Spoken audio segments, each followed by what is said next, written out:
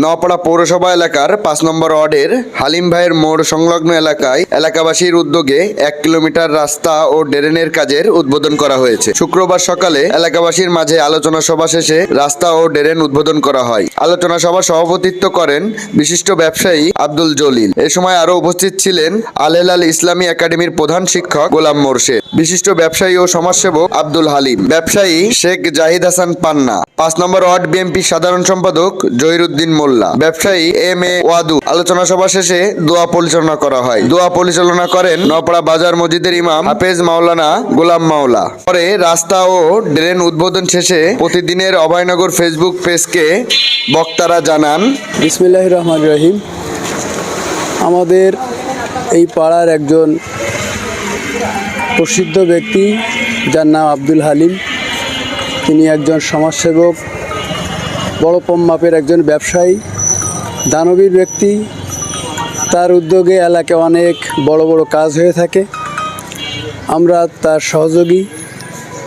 আজকে এখানে যে মোড়ে আমরা দাঁড়ায় রয়েছি, এই মোড়টার নামকরণ করা হলো আব্দুল হালিম মোড়। পাশে কিছুক্ষণ আগে একটা ড্রেন উদ্বোধন হয়েছে, যে ড্রেনটা প্রায় ৩০ লক্ষ টাকা খরচ হবে। এই খরচের সিংহভাগ দেবেন আমাদের আব্দুল হালিম ভাই, এবং আশেপাশে যারা আছেন তারা এই কাজে সহায়তা করবেন। এলাকার স্বার্থে পানি নিষ্কাশনের জন্য আমরা ড্রেনটা করার উদ্যোগ নিয়েছি, যা আজকে উদ্বোধন হয়েছে। আমাদের এই মোড়টার একটা নাম নির্ধারণ করলাম, আমরা এলাকাবাসী সবাই মিলে বসে আমরা সিদ্ধান্ত নিয়েছি এই মোড়টার নাম দেওয়া হবে আব্দুল হালিম সাহেবের মোড়। আপনি দেখতে পাচ্ছেন আমার পিছনে যে রাস্তাটি, এই রাস্তাটি সবসময় পানিবদ্ধ থাকে।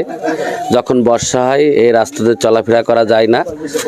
সেই কারণে আমাদের প্রিয় বড় ভাই আব্দুল হালিম সাহেবের উদ্যোগে এলাকার মুরব্বিয়ান যারা আছে সকলে বসে এখানে সিদ্ধান্ত হয়েছে, এটা এই এলাকায় যারা আছে বেশিরভাগ খরচ দেবে আমাদের প্রিয় বড় ভাই হালিম ভাই, আর এলাকার মুরব্বি যারা আছে তাদের খরচে এই রাস্তাটি আপনি দেখেন প্রায় ১ কিলোমিটার রাস্তা এবং ড্রেন, এটার আজকের উদ্বোধন হয়েছে।